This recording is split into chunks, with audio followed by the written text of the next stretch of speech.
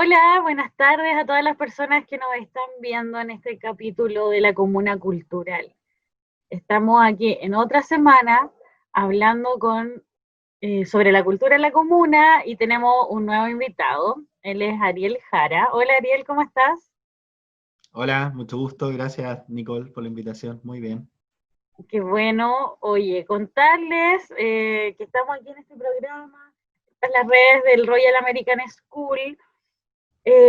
Siguiendo la línea de lo que hemos venido haciendo las últimas semanas, hemos estado hablando con diversos artistas, estuvimos con Luna Lamilla, hemos estado hablando de cultura, con Carlos Muñoz, con Álvaro Méndez, estuvimos hablando de gastronomía también entre medio, así que han pasado hartas cosas por acá por el programa y vamos a seguir profundizando en la escena musical de Maipú.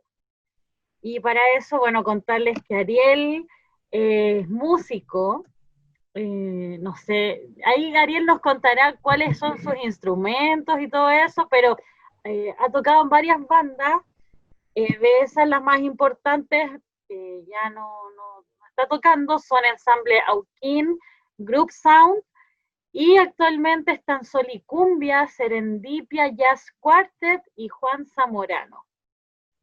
Así que bienvenido nuevamente Ariel y gracias por estar aquí en este espacio. Gracias Nicole, un gusto además valorar también la instancia de que se produzca esta búsqueda, este relato un poco de lo que ocurre también en Maipú, que es bastante bueno y muchas veces está invisibilizado. Así es. Oye Ariel, entonces primero, bueno, preguntarte que nos cuentes eh, cuál es como que nos presentes, que te presentes, que nos Qué difícil. es un Sí, gran sí, es ejercicio. un gran ejercicio, sí.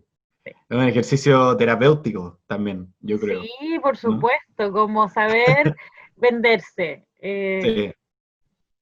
A mí me cuesta definirme, eh, porque además uno se define en el ahora, creo yo, y, eh, y obviamente el programa también va a hablar de otros Arieles. Entonces, te diría que el Ariel de hoy se define, claro, como músico, profesor y gestor, pero además con una patita, diría yo, y una pata, la pierna completa a esta altura, en el rollo de las comunicaciones, porque me fui encontrando también como alguien que había tomado el camino de las artes como una forma de expresión, como una forma de comunicación. Entonces también estoy metido también actualmente en el tema de como community manager, tomo un diplomado al respecto, y investigando también este tipo de herramientas como la que tú usas aquí para hablarles a los chicos del Royal, ¿cierto? Uh -huh. Eh, que es también hacer streaming, que investigar de qué manera también impactar a través de los medios de comunicación en la ciudadanía. Eh, Así que actualmente yo, como les decía, me defino por profesión como músico, pero además también como alguien que busca nuevas formas de expresión a través de lo que sea, digamos, con lo que uno se va topando en el camino. En ese sentido, como currículum, digamos, yo partí, nada que ver, pero partí estudiando biología en la Chile, porque también me gusta mucho el tema de la investigación y la ciencia. Eh, Acá un poco haciendo énfasis con lo que decía recién, en lo que decía recién de comunicar siempre, mi rollo era el de la divulgación científica. Entré a las ciencias porque me gustaba mucho lo de poder también tomar lo que se estaba haciendo en la ciencia y poder transmitirlo. Lamentablemente no hallé un espacio ahí y me cambié de carrera y ahí me cambié a composición musical en la ProJazz. Eh, Básicamente, a propósito de la pregunta de qué instrumento yo toco, claro, toco guitarra y en realidad varios otros, cuerdas latinoamericanas, algunos vientos, un poco de piano, bajo, batería no mucho, ahí siempre he tenido esa como pata coja que pienso subsanar pronto, pero lo que a mí me motivaba era básicamente el meterme y crear la música, entender la música y poder eh, todas estas personas que yo admiraba, bueno, cómo lo hicieron, ese era como mi rollo, investigar. un poco lo de científico, pero aplicado a la música. Y lo hallé en la composición, y específicamente tomé una mención de música para medios audiovisuales, entre ellos cine, teatro y publicidad. Y salí de esa carrera, muy buena experiencia, podemos también entrar en eso si gustan, y luego tomé una pedagogía para ser profesor de música, en paralelo a algunos estudios de gestión cultural. Así que siempre ha sido como de querer transmitir, querer como generar instancias, proyectos culturales, que la gente viva la experiencia musical, tuvo un emprendimiento por ahí asociado a eso mismo. Y eso, yo diría que es como que eso es mi motivación y mi currículum en general, hasta haber llegado al diplomado en Community Manager, que lo terminé hace unos meses, y no podía recibir el diploma por todo esto de la pandemia, ¿no? Bueno, yo creo que hay gente que hasta se ha titulado ahora por Zoom. Así que Cuático, sí. está muy complejo esto de los certificados, los diplomas, y ahora todo el mundo haciendo cursos también por internet, así que igual. Claro, perdón, yo supuestamente iba a terminar aproximadamente en octubre, vino el estallido, ¿cachai? Entonces ya, se posterga todo. Ya volvimos con enero, ya chiquillos, terminado bien. ¿Cuándo es la titulación? En marzo, a fines de marzo. Y ahí estoy, pues, man. Yo voy a cumplir como un año chuteando eso, pero el tema es que el diploma está. Sí, por lo menos. Oye, me quedo con de lo que nos estás comentando, me gustaría como hacer énfasis en esta versatilidad, porque muchas veces, bueno, este es un programa que se enfoca en una comunidad escolar, educativa, Ujú. y muchas veces cuando somos adolescentes y tenemos que pensar en nuestro futuro profesional, tenemos que lo que escojamos, que lo que nos suceda en la prueba de selección, bueno, ahora prueba de transición, Claro. mm, nos va a definir por el resto de la vida. Eh, y bueno, tú pasaste por varios caminos, a mí esto también me toca, Ujú. yo soy socióloga y ahora ya llevo años también dedicada al mundo de las comunicaciones, entonces también a la sociología son amores complementarios. Claro. Y en el fondo dar cuenta que la vida es una búsqueda como constante y Mm. una investigación constante, y qué bueno que lo dijiste de esa forma, porque también la música, la cultura muchas veces no se valora, no se ve con el trabajo que implica, por ejemplo, aprender toda esa cantidad de instrumentos, y todo lo que nos vas contando. Sí, respecto a la versatilidad, la verdad es que el tema a mí me toca el alma porque, por varias razones. Primero, porque en mi experiencia como secundario, voy a renegar un poco aquí en mi vida, pero yo pasé por el Instituto Nacional y la verdad es que si bien fue una buena experiencia en varios ámbitos, una de las cosas que yo reniego un poco es que entrando al Nacional hay pocas posibilidades de pensar un futuro distinto al de las carreras tradicionales, porque ya que está en el Instituto Nacional, ahí en el centro, rodeado de, todo- de todos estos cabros que tienen además el peso de sus papás encima, con la mochila además de que de ahí salieron 18, 19 presidentes de la República y te lo recuerdan día por medio. Entonces tú no te planteáis ser ni pintor, ni músico, ni nada de eso. Entonces yo creo que, claro, ahí también hubo algo que me fue determinando y fue diciendo, bueno, yo era alguien que me gustaban mucho las humanidades, de hecho, sociología me lo planteé también, me planteé profe historia, me planteé la ciencia, me planteé música, pero muy poco, música como que lo descartaba al tiro. Pero básicamente era alguien que me iba bien en varias cosas y que me gustaban muchas, pero que me veía acosado por esta situación de tener que elegir una de esas, porque eso era lo que yo iba a hacer el resto de mi vida y no podía hacer otras cosas a la vez. Uh -huh. Eh, y eso yo creo que finalmente es una falencia del sistema educativo y que lamentablemente te pesa a ti, te cae, uno pasa a ser víctima de algo que no tiene que ver con eso y uno se confunde en el camino creyendo que que en realidad es una decisión que uno debería tomar por uno, y no por tu desempeño laboral ni nada de eso. En el camino me encontré, esto es un salto al futuro, pero me encontré con un libro de la Emily Wapnick, que les recomiendo mucho.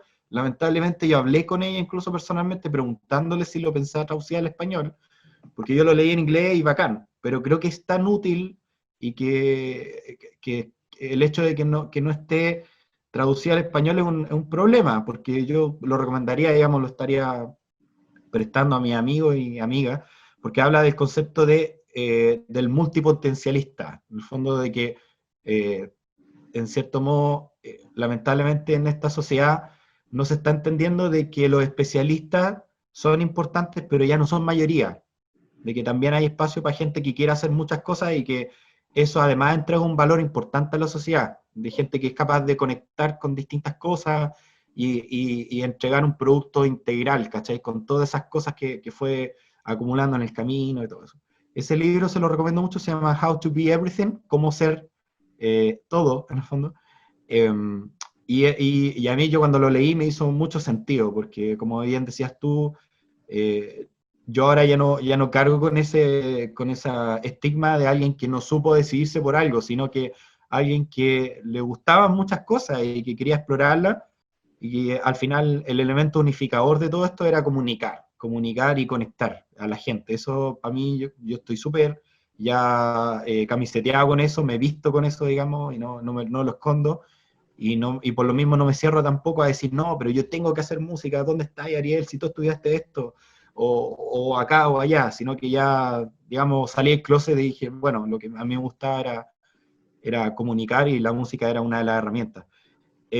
Además me toma porque yo estoy en un proyecto, lo aprovecho de contar, que gracias bueno, al destino también, un poco de suerte, pero también a la visión de mi colega Sebastián Colarte, músico también y gestor, nos ganamos un fondar hace 3 años atrás con el llamado proyecto Preuniversitario Musical, que ahora mutó a lo que se llama Pro de las Artes. ¿Y en qué consiste? Consiste en un preuniversitario que apunta a quienes han tomado la decisión de estudiar música, particularmente, y que obviamente no ven en los preuniversitarios tradicionales, ni tampoco en la preparación de los colegios, una oportunidad para poder dar una buena prueba de admisión y un buen primer año. Y el diagnóstico, de hecho, del proyecto es que, como en general en los estratos socioeconómicos más bajos no existe una buena preparación musical, quienes deciden valientemente tomar la decisión de estudiar música o no quedan porque no les da para la prueba de admisión, digamos, con lo que tienen, pese al talento, pese a las ganas, el entusiasmo, o en el primer año fallan y terminan dejando la carrera. Y eso él lo llevó a estadística y era brutal, así como que el 90%, estoy mintiendo, pero para que hacer una idea, el 90% de la gente que seguía estudiando música la terminaba como carrera era gente de recursos o de un capital cultural importante. Entonces nosotros para subsanar eso hacemos este preu gratuito que ya lleva 3 periodos, hemos sacado digamos, buenas calificaciones en las postulaciones, entonces se va renovando, digamos, y va apuntado a gente que no tiene los medios para formarse musicalmente y le damos como esta nivelación.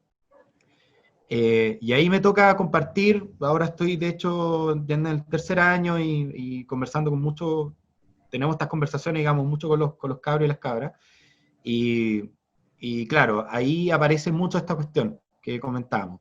Profe, pero estudiar música, ¿dónde vale la pena en Chile?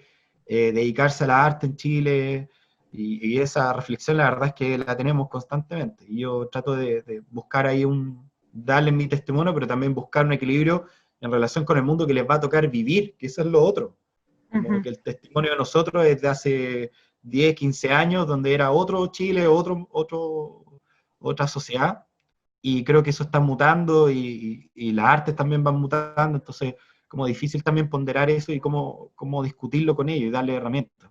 Sí, oye bueno, justamente yo te iba a preguntar cómo en qué proyectos estabas trabajando actualmente, porque qué bueno que nos comentaste lo del preuniversitario, porque pasa, por ejemplo, acá en el Royal, que tienen un poco el diagnóstico compartido de lo que tú nos comentas, que hay un énfasis demasiado grande a nivel social, ni siquiera de colegios específicos, sino que se agudiza efectivamente en colegios como el Instituto Nacional, por el tema de la excelencia y la historia, pero que hay un relato a nivel educacional que se enfoca en lo académico, donde otras habilidades más socioemocionales, como se trabaja acá en el Royal, quedan relegadas a un segundo plano, y es a partir también de buscar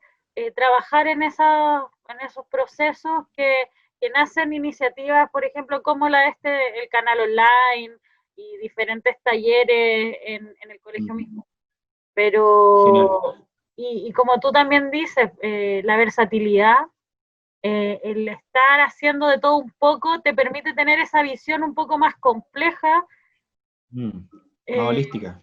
más holística. Porque ¿quién se hubiera puesto a pensar que una persona que estudia música, porque estamos tan cegados por lo académico, Claro. necesita también herramientas especiales, específicas para poder continuar en ese proceso? Mira, un comentario y una anécdota. Comentario, a partir de este emprendimiento que armé en algún minuto, me tocó viajar por el país, dar unos seminarios a otros profesores de música, porque tenía que ver con pedagogía. Y me acuerdo que hacíamos una charla con mi socio, que se basaba en unos estudios de la Universidad de Harvard en relación al sistema educacional finlandés.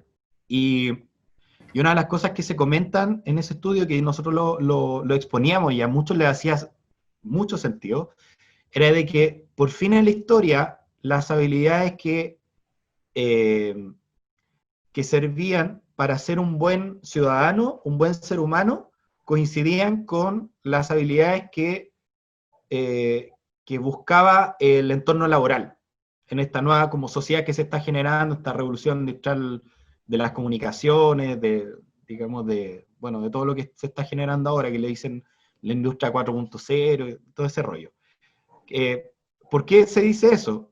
Porque en el fondo ha cambiado muchísimo la matriz. Bueno, obviamente esto no es en todos los ámbitos laborales, también existe todavía muchos ámbitos donde sigue siendo como la visión más tradicional, pero la gran mayoría de las pegas ha cambiado la visión de cómo debería ser el trabajador hacia alguien, por ejemplo, más creativo, hacia alguien con capacidad de diálogo, con capacidad de formar equipos de trabajo, y hay una serie de características que coinciden con lo que también se espera de un buen ciudadano. Y lamentablemente los sistemas educativos no se han actualizado al respecto. Y siguen creyendo de que tiene que formarse un especialista, muchas veces egoísta, exitista, ¿cachai? Cuando en realidad las grandes compañías, si tú haces un perfil digamos, de los trabajadores de las empresas, no sé, de Google, de Silicon Valley y todo ese sector, lo que buscan es alguien muchas veces quizás que no tiene, o sea, que estudió una carrera, pero que más que especialista, alguien que tiene capacidad de conectar con distintas disciplinas, que es creativo, que además forma equipos de trabajo, que es un buen ciudadano, que está al tanto de la actualidad, que consume muchas series, libros, ¿cachai? Y entonces, si nuestros sistemas educativos estuvieran pensando en el mañana, digamos, incorporarían todas estas cosas que muchas veces desprecian actualmente. Y eso es muy bonito. Y lo hacían notar, digamos, en el sistema finlandés y era parte del estudio de Harvard. Y yo creo que ahí las artes tienen muchas oportunidades porque solo son esas materias las que te conectan con esas habilidades, con todas esas habilidades blandas y todo eso, ¿no? Y como anécdota, te iba a comentar, al margen de todo esto, es súper como aparte, bueno, como buen pobre, y me imagino que te sientes identificada también, Nicole, nosotros tuvimos que pagar nuestras carreras, tuvimos que trabajar de cajero, de todas esas pegas que muchas veces son desconocidas en otros ámbitos socioeconómicos. Y tuve que trabajar todos los veranos para pagarme la matrícula, y en uno de esos trabajos hice inventario para Ripley.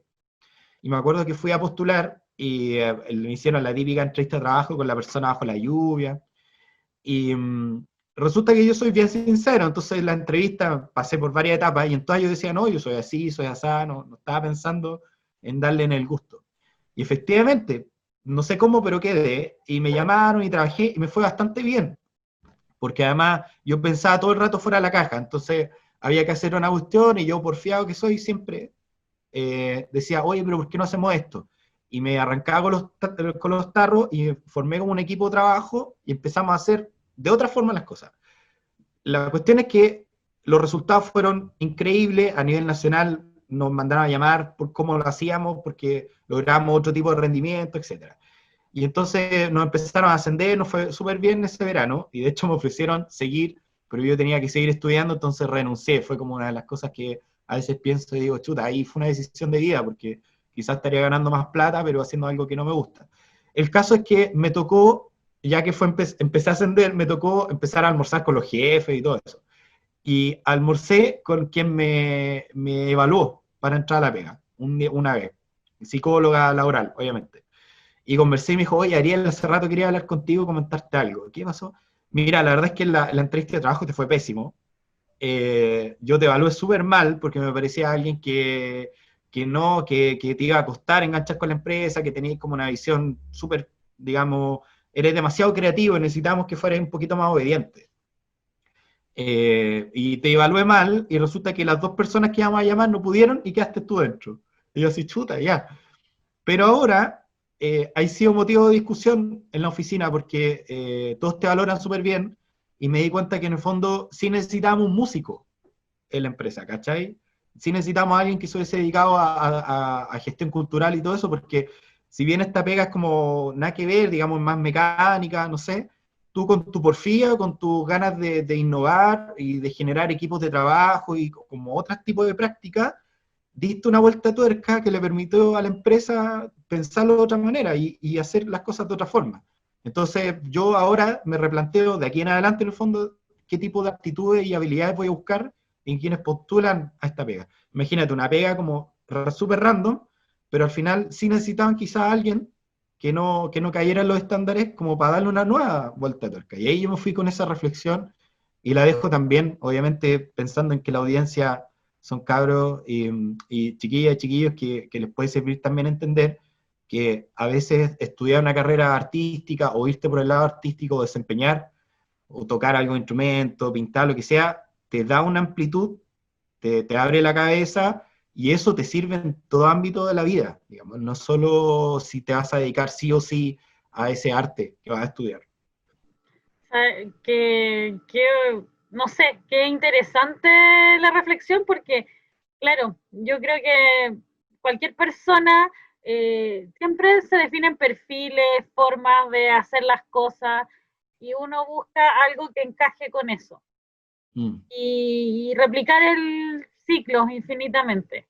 Entonces, claro, como la historia que nos cuenta da muestra de la importancia de salirse de esos esquemas, porque siempre se puede innovar y buscar formas nuevas de hacer lo mismo incluso. claro. Sí. Oye, Y, Ariel, dale, perdón. dale. No, dale tú, dale. No, Ah, ya. No, corta tú. No, respecto a eso, y no es algo que sugiera que hagan, fue una decisión mía y me hago responsable día tras día. Eh, pero yo, la decisión de estudiar música y estudiar composición, si bien después me he desempeñado como músico y he tenido algunas pegas y todo, pero en realidad yo la tomé al margen de lo que pudiera hacer en el futuro. mm, Y eso yo lo dejo como un, digamos, como un comentario. No quiero influenciar a nadie con esto porque no quiero que lleguen y le digan, no, que, digamos, escuché a alguien que lo dijo y me parece súper válido, lo voy a hacer. Lo dejo en ustedes, yo no me hago responsable, pero cuando yo me salí de la ciencia, como, formalmente, digamos, y entré a estudiar música, y me dijeron como, oye, pero te vas a morir de hambre. Bueno, primero, en la ciencia uno también se muere de hambre, eso es un hecho. Sí. Y en segundo lugar, yo decía, bueno, capaz que en Chile me muera de hambre siendo músico, pero me voy a morir de hambre feliz, porque eh, en otros ámbitos también yo he visto que hay gente que realmente no lo da todo, ¿cachai? Y también le va mal, digamos, o sea, no solo en la música pasa.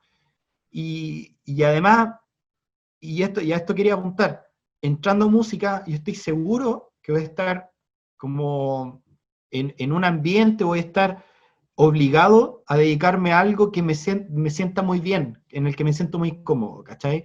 Nadie me va a retar porque estoy pensando fuera de la caja, lo que te decía yo, o, o justamente voy a estar en un ambiente donde hay gente que constantemente va a tener que rebuscarse y la va a tener que innovar.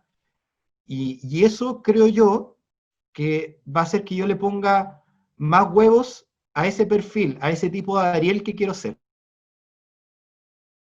Desde mi punto de vista, uno como que vas regando una plantita.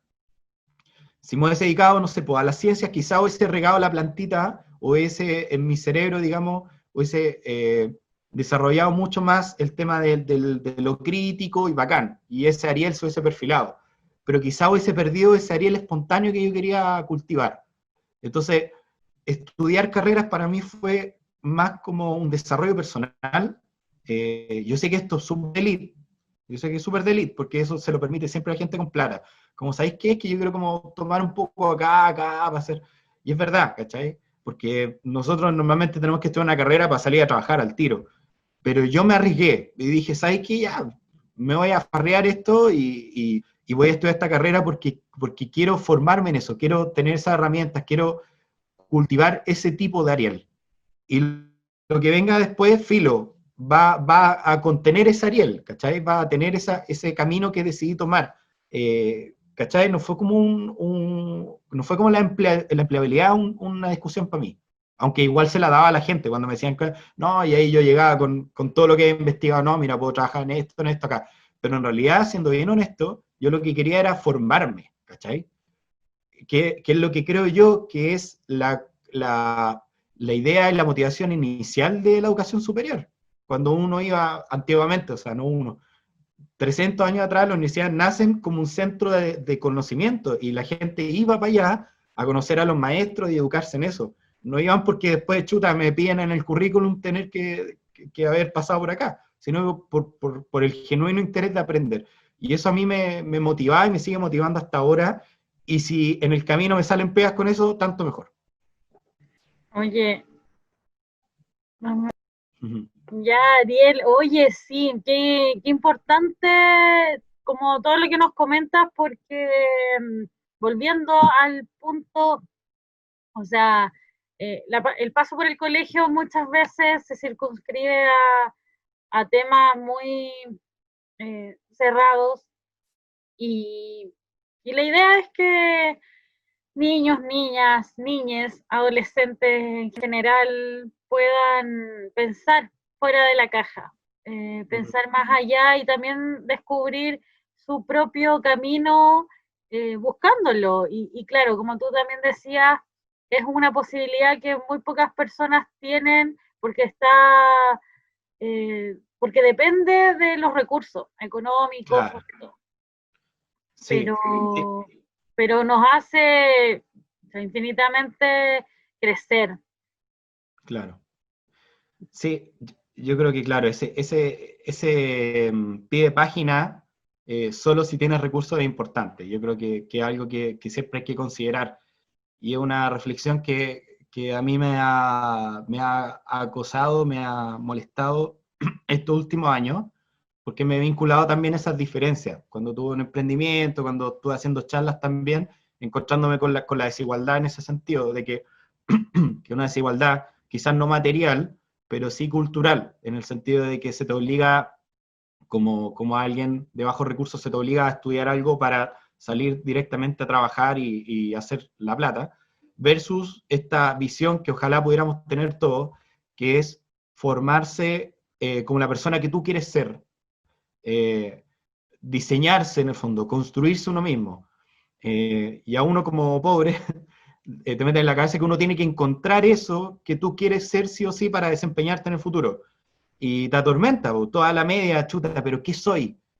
No quiero cambiarme de carrera, quiero encontrarla de una, y quiero trabajar de eso y ganar plata de eso, digamos.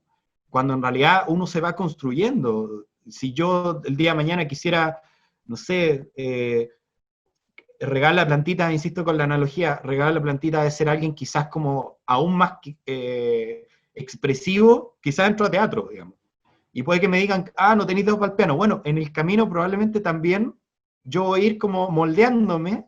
Eso igual tiene cierto límite de edad, creo yo, pero todavía pienso yo que podría como seguir moldeándome para ser alguien que fuese como, que tuviese como expresión corporal, que tuviera capacidad también de empatía, no sé, y ahí uno va como transformándose en lo que le gusta, en el Ariel en mi caso, que yo sueño ser.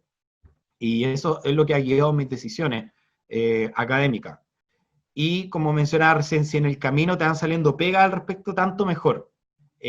Siempre salvar, obviamente uno tiene que parar la olla y para eso tenés que estar dispuesto a hacer cosas, cosas muchas veces que no te gustan dentro de esas profesiones, eh, pero eso no quita que uno también tenga ese margen de acción de decir, bueno, ¿qué es lo qué es este Ariel Jara que quiero ser? ¿Qué es esta Nicole Sepúlveda que quiero ser? Y yo creo que para eso es importante que las niñas, niñes, niños sean también conscientes de esa construcción eh, y que el periodo que están viviendo, sobre todo en la media, sea principalmente abocado a eso. Yo sé que es importante la PSU, ahora la PTU, eh, pero uno también deberá dedicar mucho tiempo a poder conocerse. Y eso yo creo que es un problema muy importante, porque en la media te llenan de contenido muchas veces y se te pasa el tiempo, se te pasa quizá el periodo donde uno más debiera preguntarse quién es, digamos, y debiera encontrarse uno mismo para tomar buenas decisiones y para también comenzar un proceso de construcción de identidad. Y lamentablemente eso llega a los 20, pasados los 21, 24, 25 muchas veces, y ya estás muy grande, y ya tenéis que trabajar, y ya tenéis que, ya no te podéis cambiar de carrera, o ya fuiste. Y todavía te quedan, no sé, 30 años de vida, y es una vida que tú tienes que querer vivirla, eso es importante. Al respecto, y como para seguir un poco, creo yo, con lo que nos llama, ¿qué tipo de proyectos tuve en el camino que me fueron formando? Ahí estuve, como bien decías tú, en Ensamble Auquín, que fue un proyecto de búsqueda musical, de raíz fusión folclórica. Ahí aprendí muchos instrumentos, aprendí también a amar aún más la música de Chile y de Latinoamérica, que la verdad es que si tenemos algún privilegio por vivir en Chile, no hay muchos, pero uno que tenemos es la riqueza cultural, la diversidad cultural que existe, y que la verdad es que ahí uno tiene que ser un cabro chico, uno tiene que ser como, oye, esto acá en Busquilla, investigar, viajar, conocer. Tenemos un Chile muy distinto en el norte que en la zona austral, por ejemplo, y uno como músico, como artista, es como un chef, digamos, probando distintos ingredientes. Y así uno debiera asumirse. Y, y Ensemble Auquín me sirvió para eso, con la beta obviamente rockera que tenía en aquel entonces, también le metí un poco de rock y se formó una fusión que me dejó bastante contento en el proceso que estuve ahí. Tocamos, alcanzamos a tocar en la sala máster, ganamos también un concurso en Maipú de talento, o sea, fuimos finalistas más que ganar. Y así, participando en distintas cosas, sacamos un disco y en el proceso de grabación ahí hubo una pelea y ahí yo terminé saliendo, pero tengo bonitos recuerdos, alcancé a estar 4 años ahí, fue como un proceso de crecimiento importante. En Group Sound, en paralelo, fue una banda que armamos para tocar, para tener pega y recorrimos varios malls, el Arauco, el Arauco allá, el Parque Arauco también de Las Condes, o Vitacura, no sé dónde está exactamente, siempre me he preguntado eso. Las Condes, creo. Las Condes, ya. Y viajé también, nos tocó ir a tocar a Puerto Varas, también tuvimos varias pegas, y ahí tocábamos funk, pasamos también por la cumbia, era como una banda de eventos, matrimonio, y eso obviamente te forja harto, también te expone a situaciones que no nos gustarían en el Chile de hoy, que son, por ejemplo, la paga penca, que se hagan los locos con que te paguen, la poca formalización del trabajo artístico en Chile, y que obviamente acuerdos que no se respetan, por ejemplo, todavía lo recuerdo y vale la mención porque se merecen funas y más, que me tocó ir a tocar a este club de golf francés que está allá como en Vitacura una vez, y la verdad es que nos dijeron prueba de sonido a las 3 de la tarde, y nosotros ya, a las 3 de la tarde estuvimos ahí, tú sabes que desde Maipú hasta allá son también 2 horas y media de viaje, no almorcé, dije, allá supongo que por el trato que hablamos, no iban de comida, no nos dieron de comer, los productores recién llegaban a las 6 de la tarde, así que en realidad la prueba de sonido se hizo a las 8, nosotros estuvimos allá solos, votados, ¿cachai? Tocamos finalmente a las 10 y nos enteramos de que los meseros, los mozos, nosotros fuimos a pedir la comida y nos dijeron, no los tenían a ustedes incorporados. Así que tuvimos ahí una pelea más o menos, nos terminaron dando así como casi los restos, y nos fuimos de ahí a las 2 de la mañana, muerto, cansado, habiendo comido nada, y no, todo mal, ¿cachai? Y no nos teníamos un espacio para cambiarnos, tuvimos que cambiarnos como atrás de una cuestión. Entonces ese tipo de cosas se viven, esa como desprecio por el artista se vive mucho, y me tocó vivirlo harto con Groove Sound, me tocó como bajar un poco del cielo a la tierra, y vivir también lo feo, bailar con la fea en esto que es vivir de la música. Oye, Y igual, además, perdón, no, te dime. iba a decir que bueno que también cuentas esas experiencias porque muchas veces, o sea, es parte del forjar carácter, del saber si uno quiere dedicarse o no a esas cosas. Y, Claro. y bueno, también me imagino que nos vas también a estar contando de tus otras experiencias, pero me gustaría enlazar con ese relato una pregunta, que es cómo también sientes que ha ido cambiando el circuito musical en la comuna. Ah, en la comuna, ya, qué interesante. Es un temazo ese. Ahí en realidad principalmente fue Auquín, ensamble Auquín, donde yo me desempeñé harto, traté de forjar ahí algunos lazos, investigar harto cómo estaba la escena maipucina.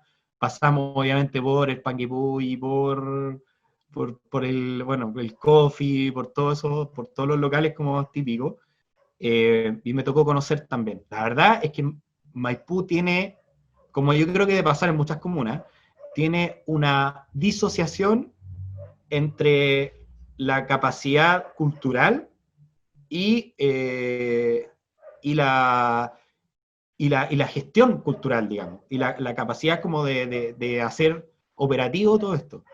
Me encontré con bandas espectaculares, me encontré con músicos increíbles, con mucha banda.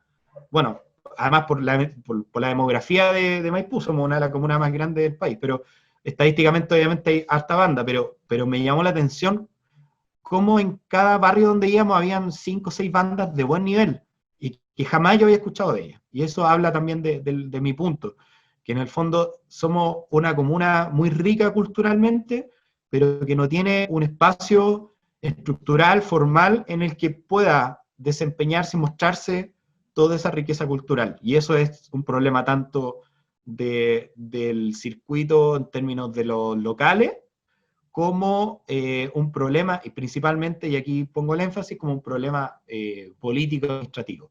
Eh, Porque la verdad es que si algo caracteriza a la gestión tanto de Katy como de Vittori y así para atrás, era la lógica de traer bandas de afuera, del espectáculo, del doble D, de Américo en la plaza, etcétera, cuando acá teníamos realmente un circuito cultural espectacular, y no lo digo desde la rabia, no lo digo desde el resentimiento, porque también yo lo sufrí en realidad, porque nosotros participamos varias veces postulación y no nos llamaban, y yo creo que era un buen proyecto en el que estábamos, eh, pero no lo digo desde eso, lo digo desde la oportunidad que se están perdiendo, ¿cachai?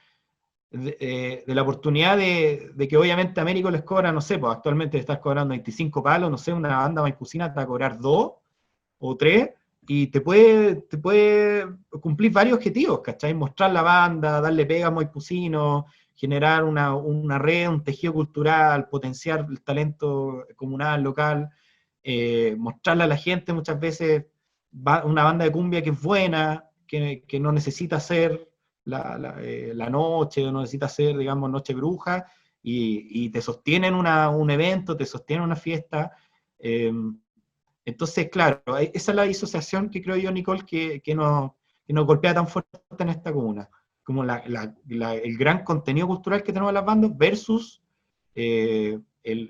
la falta de un circuito en términos de locales, en términos de lo administrativo, de lo más formal, como de la municipalidad, de todo eso. Sí, oye, bueno, tú eh, mencionas algo que ya otros artistas han venido comentando y justamente también se van sumando nombres de espacios que son privados, bares, que son los que terminan dando, como siendo las casas para Claro. el crecimiento cultural. Bueno, el Panguipulli, que ahí es bastante conocido en el mundo de la noche maipucina. Sí. Y me gustaría, bueno, preguntarte entonces por los proyectos en los que estás actualmente, cómo ha sido como hacer música desde Maipú en estos proyectos y Sí, mira, qué interesante lo que dice Nicole, porque se me fue una parte de la respuesta que era importante, porque tú me has preguntado más cómo ha ido cambiando. Eh, Particularmente, bueno, tú sabes bien de cerca que en el Café CAE yo armé un ciclo de jazz que fue como la semilla de varios otros ciclos que se fue armando en paralelo en el CABE, donde está también Javier, de hecho, eh, y también está Víctor, más desde el lado más folclórico, ¿cierto? La crítica, y no va al CAE precisamente, porque ellos se han portado súper bien, pero la crítica que uno hallaría genérica, digamos, al sistema, es que normalmente los bares y los espacios tradicionales de música en todos los países, y eso lo digo con conocimiento de causa por amigos que tengo que se han ido y que me comentan esto muy de cerca, normalmente son liderados, son empujados por estos mismos dueños de bares. O sea, tienen gente contratada que está pendiente de, oye, ¿de qué manera podemos potenciar el ambiente, el sello artístico de este bar? Anda a buscar bandas por ahí, métete a gestión, ¿cachai? Y contratan a gente para que lo hagan. Y la verdad es que en Maipú, como en varias comunas, no hago la crítica particularmente, pero en Maipú es muy notorio, son los mismos artistas los que tienen que estar empujando y tomando ese tipo de roles. Como fue mi caso, por ejemplo, que yo tenía que estar ahí, y no voy a nombrar otros bares y otros lugares, pero donde yo fui también a vender, entre comillas, proyectos, decir, oye, hagamos esto. Me decían como, ya, pero tráeme las bandas, ármame el sonido, hazme el afiche, y yo, si bien he aprendido a hacer todas esas cosas en el camino, porque como músico uno tiene que, aprendí a diseñar web, bueno, y las comunicaciones que al final fue lo que empecé a tomar, fue gracias a esta cuestión de autogestión. Pero no es la idea, porque al final tú tenías un tiempo acotado, tú te tenés que dedicar a tu banda, tenés que ensayar, grabar discos, etcétera, y que además te tengáis que hacer cargo de la cartelera cultural de este o de este otro, es súper agotador. Además que no estaban las lucas tampoco, te decían ya, bueno, postulemos un fondo, pero loco, si tú vas a ganar plata con esto, yo te voy a llevar gente, entonces también veamos, por último hagamos mitad de mitad, ¿cachai? No sé. Y eso no lo vi en todos lados, lo encontré obviamente con mejor disposición el Café CAE, y por eso ahí al final me dediqué a hacerlo, pero ahí la crítica va a varios bares, no voy a mencionarlo, y varios espacios en Maipú donde era como, no, pero yo aquí veo las lucas, yo veo acá el trago, tú encárgate, no, sale para allá. Y me aburrí de eso y no seguí trabajando con ellos, y finalmente termina pasando lo que te comentaba.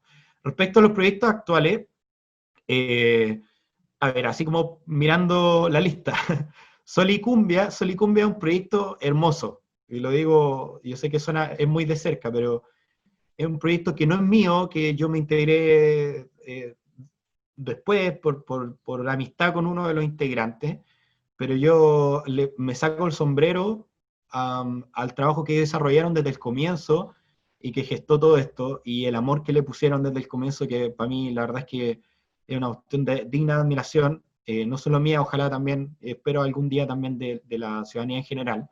Y el proyecto dice relación con el rescate de la cumbia patrimonial, se le llama. En realidad, la creación de la cumbia patrimonial buscando el rescate del patrimonio. ¿Qué es esto? Bueno, el rescate del patrimonio en tanto patrimonio sonoro como patrimonio también cultural.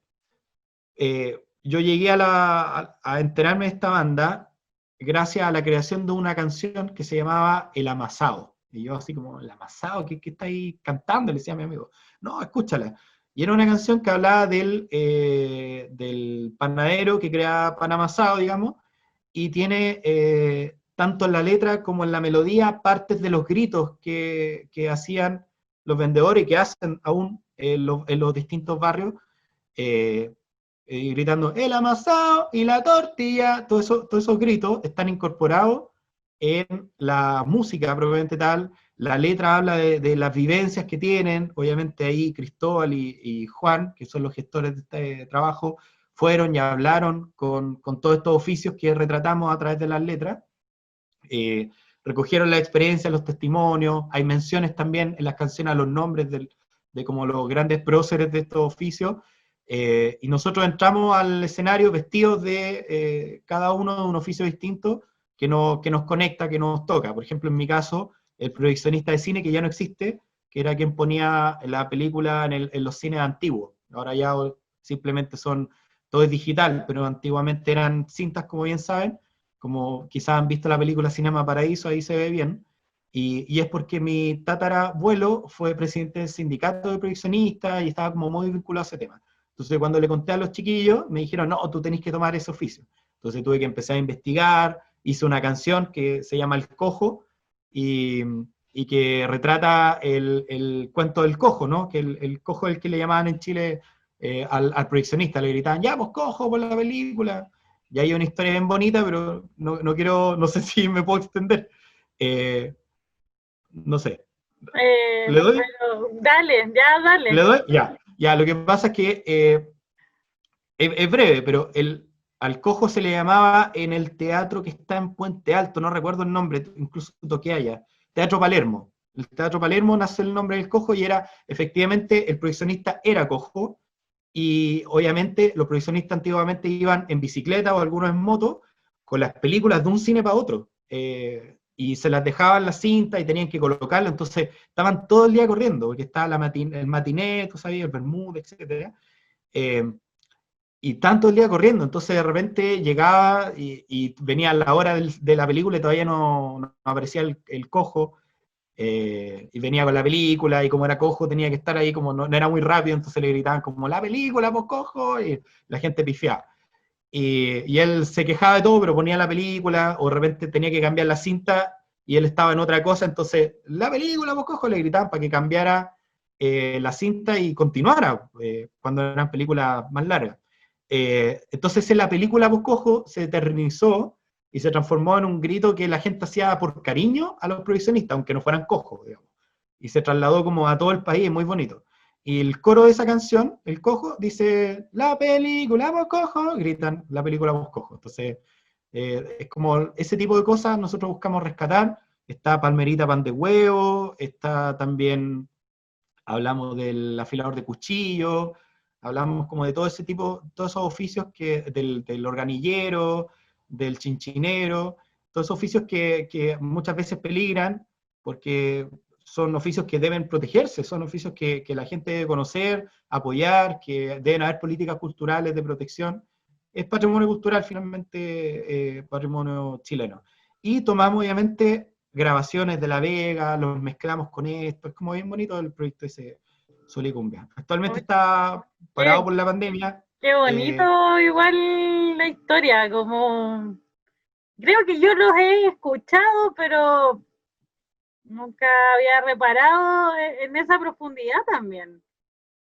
claro, o sea, de hecho te comento, es bien interesante porque si bien todos ahí tocamos instrumentos, lógicamente, en la banda, pero nadie llegó así como vendiéndose como el guitarrista, como el bajista, nada, sino que lo que nos unía a todos era el rollo cultural.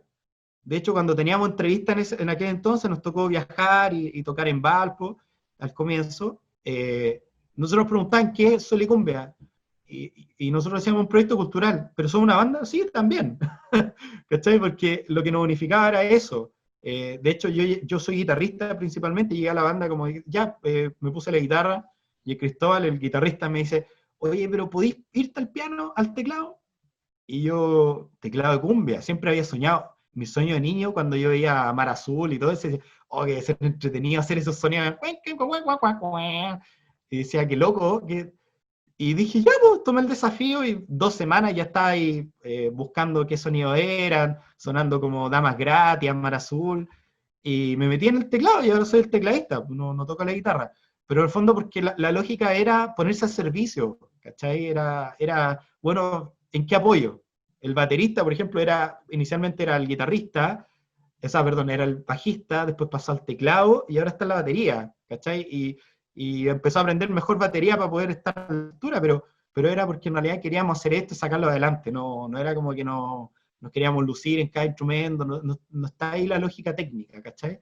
Y claro, eso hemos estado tratando de darle para adelante, se integró la Vane, que es un gran aporte de Vanessa Cortés, que por cierto es colega tuyo, socióloga, y ella tiene el rollo, quizás más que todos nosotros, fue caído al cielo, la Vane, porque ella ha viajado por Latinoamérica, ha convivido y ha estado directamente relacionada con comunidades mapuches, entonces ella nosotros de repente desde la ignorancia decíamos, no, aquí ponemos tal cosa, y decía, no, chiquillos, porque eso es sagrado, ceremonial, agreguemos esto acá, y ahí hemos ido también complementando su visión también, y le ha dado un empuje súper importante, y obviamente la mirada de género que a veces se pierde cuando es un club de Toby, ¿cierto?